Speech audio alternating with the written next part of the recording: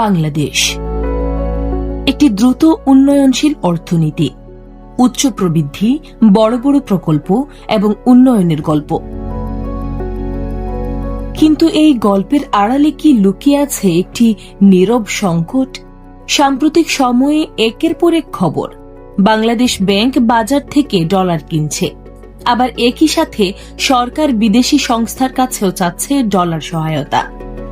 প্রশ্ন হল, যে দেশ নিজেই ডলার কিনছে সেই দেশ আবার কেন ডলার ধার করছে?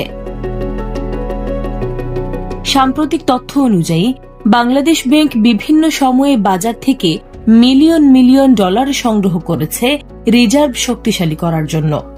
অন্যদিকে international monetary fund, world bank এবং অন্যান্য আন্তর্জাতিক সংস্থার কাছ থেকেও আর্থিক সহায়তা নেওয়ার প্রক্রিয়া চলছে। কারণ জ্বালানি আমদানি, বৈদেশিক ঋণ পরিশোধ এবং আন্তর্জাতিক বাণিজ্য চালাতে ডলারের উপর নির্ভরতা বাড়ছে। কিন্তু প্রশ্নটা এখানেই, কেন তৈরি হয় এই ডলারের সংকট? বাংলাদেশের অর্থনীতির একটি বড় বাস্তবতা হল আমরা আমদানি নির্ভর। জ্বালানি থেকে শুরু করে খাদ্য, কাঁচামাল সবকিছুতেই দরকার ডলার। যখন বিশ্ববাজারে দাম বাড়ে তখন ডলারের চাহিদা হঠাৎ বেড়ে যায়। অন্যদিকে রপ্তানি আয় ও রেমিটেন্স সবসময় সেই চাহিদা পূরণ করতে পারে না, ফলে দেশ থেকে ডলার বের হয়ে যায় বেশি আর আসে কম। এই ব্যবধানই তৈরি করে ডলার সংকট। তাহলে আবার প্রশ্ন, সংকট থাকলে বাংলাদেশ ব্যাংক ডলার কেন কিনছে? এটা আসলে একটি অর্থনৈতিক কৌশল।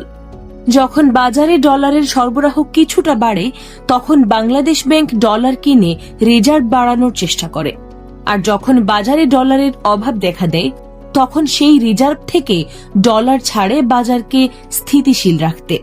অর্থাৎ একই সাথে ডলার সংগ্রহ এবং ডলার সংকট দুটোই সত্য। এই সংকটের আরেকটি বড় প্রভাব টাকার অবমূল্যায়ন।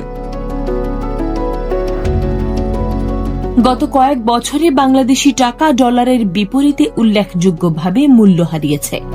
কারণ ডলারের চাহিদা বাড়ছে, রিজার্ভে চাপ তৈরি হচ্ছে, আমদানি ব্যয় বাড়ছে আর বৈদেশিক ঋণের চাপও বাড়ছে। ফলে টাকার মান ধীরে ধীরে কমে যাচ্ছে এবং এই পরিবর্তনের প্রভাব পড়ে সরাসরি সাধারণ মানুষের জীবনে। প্রথমত, আমদানি পণ্যের দাম বেড়ে যায়।